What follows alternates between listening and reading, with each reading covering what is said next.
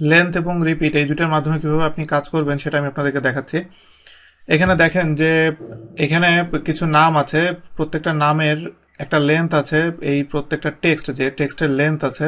তো এই লেন্থগুলো আমি যদি মেজার করতে চাই সেটা আমি করতে গেলে কিভাবে করব দেখেন, এখানে প্রথমে লেন্থের জন্য যেটা লেন ফাংশনটা আমি নেওয়ার পরে একটা টেক্সট জাস্ট সিলেক্ট করব, সিলেক্ট করে আমি যদি এন্টার দিই এখানে টেক্সটের লেন্থটা কত সেটা আমাকে শো করবে। ইভেন এটা কিন্তু একেবারে স্পেস ধরে সে শো করে। আমি এখানে একটা স্পেস একটা দিলাম, তারপর আমি বের হয়ে গেলে এখানে দেখেন এখানে 10 শো করছে।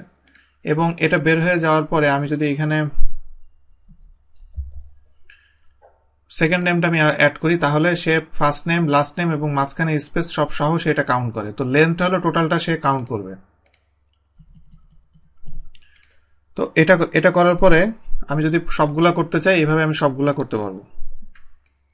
এখন আমি আপনাদেরকে দেখাবো যে আপনি রিপিটের মাধ্যমে কিভাবে কাজ করবেন। রিপিট জিনিসটা হলো যে আপনি একটা কোনো ইনফরমেশন যদি বারবার আপনি লিখতে চান টেক্সটের ভিতরে,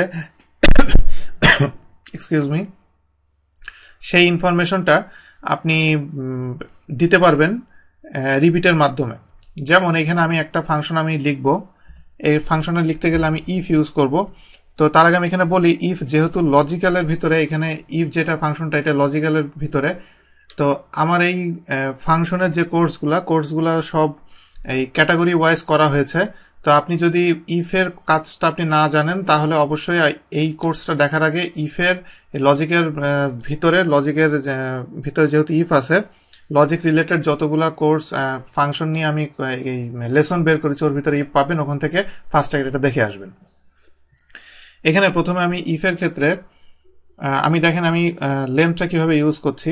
প্রথমে ইফটা নিলাম, নেয়ার পরে এখানে লেন্থটা নিব, নেয়ার পরে লেন্থ এটা bracket close is less than 7।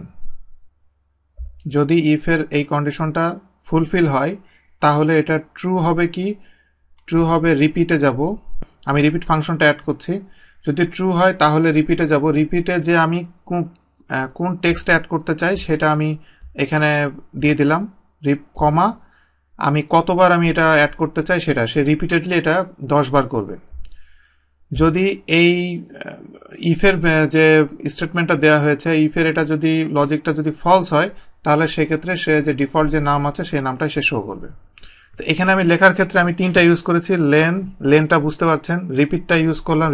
রিপিটটা আসলে এখানে দেখতেই পাচ্ছেন যে এতটুকু মাত্র, এটা কি জন্য কিভাবে ইউজ করা হয়েছে।